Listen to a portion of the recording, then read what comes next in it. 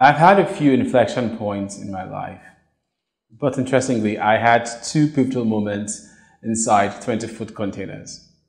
The first was in an X-ray unit at my father's hospital, where I used to intern during some holidays as a teenager. I would use my lunch breaks, searching the internet for new songs because I wanted to be a DJ and I thought I would have a career as a music producer or even a DJ. But that didn't quite work out, unfortunately or fortunately, but it's still my favorite pastime. Fast forward 14 years, and I found myself inside a 20-foot container again. This time, I had a job as a strategist at a shipping and maritime logistics company where I worked out of 20-foot containers. And in this space and time, I learned the painful but important facts that changed my career path forever. I remember attending countless meetings about Africa's maritime industry, listening to business leaders and SMEs speak passionately about how bad things were and sadly still are. I learned Africa has over half of the world's arable land, a third of the world's mineral resources, and a potential $1 trillion a year blue economy, but somehow still a poor continent. And during that period, I became aware of a 20-foot container and what it was actually used for beyond office spaces and X-ray units. And to put this into context, the 20-foot container is the most commonly used container type in ocean shipping, in international trade, of course. At least 70% of Africa's imports and about half of our exports are driven by container ships, according to UNCTAD. Now, this means nearly everything we use and own in our homes, in our businesses, our industries, all arrived Africa in a 20-foot or a 40-foot container. Now, an even more alarming fact is, in Nigeria, for every 10 imported containers, 8 return empty. Today, Africa with 1.2 billion people had an annual export of $370 billion in 2020. In contrast, between 1940 and 1991, Vietnam had different wars. Today, Vietnam with a population of 96.5 million has an annual export of $200 billion according to Stir's Business. Now that's over half of Africa's total exports, but with 8% of our population size. Now, these imbalances point to two things. We are not capturing the full benefits of international trade, and we are not tapping into our abundant resources. We miss tons of economic opportunities by not being intentional about our 20-foot containers. The UN says Africa's population will likely double by 2050. And this means more than a quarter of the people on Earth will be African, according to The Economist. While it's all exciting to be the last frontier, I am genuinely concerned if we can provide for Africans of the future.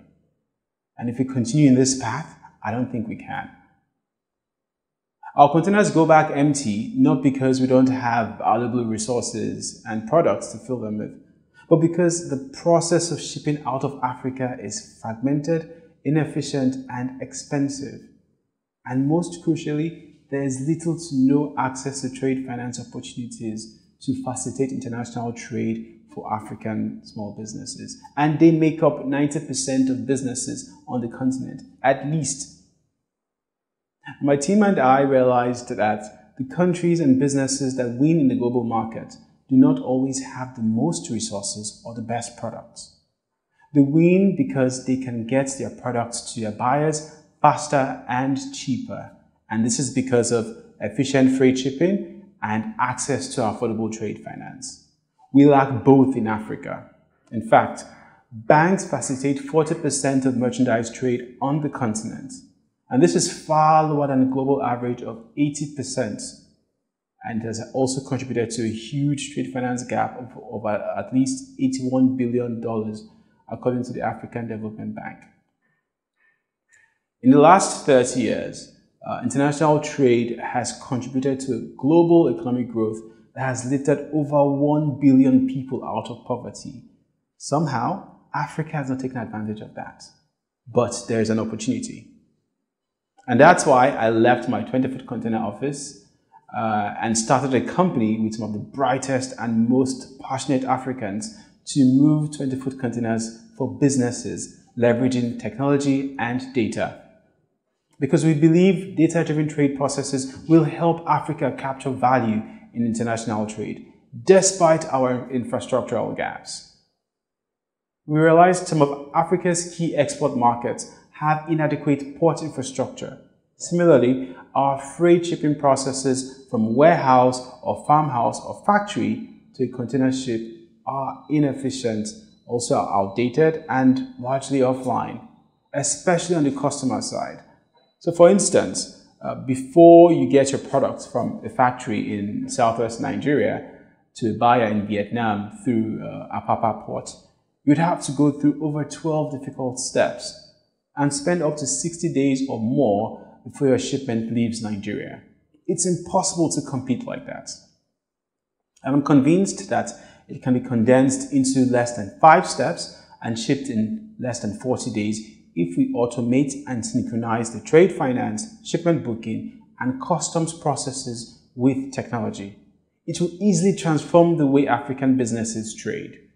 And so we designed a simple data-driven flywheel that describes the process and benefits of international trade automation in Africa. And I call it Africa's Merchandise Trade Flywheel, AMTF for short. And so it starts with Femi.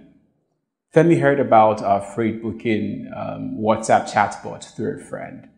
And he goes ahead to create a shipment booking and also a request for $12 collateral-free purchase order finance for 1 truckload shipment. So we financed and delivered his shipments to his customer, and he paid back before the due date. He then went on to create more requests and informed his business associates about this platform. They also created freight and trade finance bookings, and they qualified for collateral-free trade finance. Now, because of the volume, we got lower freight rate from our partners.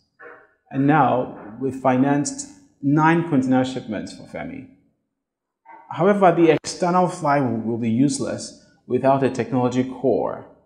And leveraging our in-house technology, we collect Femi's historic and current shipments and as well as his business data through digital channels like a WhatsApp chatbot and a web application platform. And then we use machine learning and algorithms to analyze this data to better understand and predict Femi's shipment times and also his risk profile.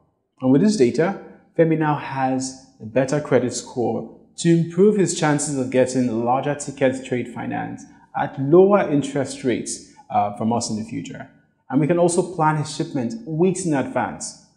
Interestingly, it took us 7 days to analyze and make a decision on Femi's first request.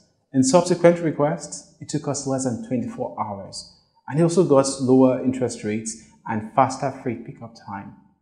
And so this flywheel has helped grow Femi's business and increase his exports. That's the power of data-driven processes. But to begin a data-driven trade revolution, we must be aware of our present crisis. Here's the crazy statistics. Africa accounts for 30% of global aid and 3% of global trade. I'm certain would love to live in a world where Africa depends on trade and less on aid. If small businesses have access to targeted trade finance, they will create jobs. They will accelerate financial inclusion for women and youths, which will reduce poverty and spur economic growth, which we need so badly. These are not magical solutions, definitely. There are far deeper structural issues affecting the continent. But I believe a keystone step to changing our aids to trade narrative is to empower African businesses with data-driven tools and access to package and ship our products easily in 20 or 40-foot containers.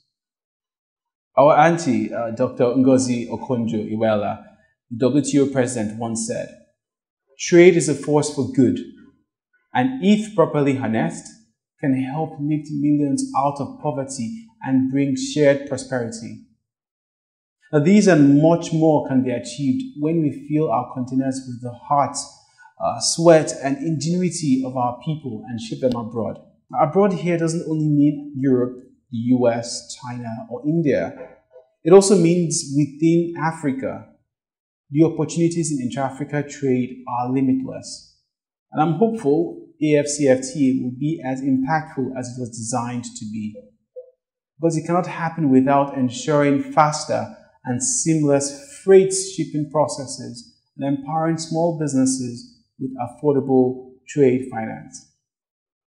And that is why my team and I are on a mission to change our trade narrative with FEMI and similar businesses. But we can't do it alone. We all need to discover our 20-foot container and figure out what we can fill them with for the global marketplace. Because when we do this, we are securing economic prosperity for more than a quarter of the future people on Earth. Thank you.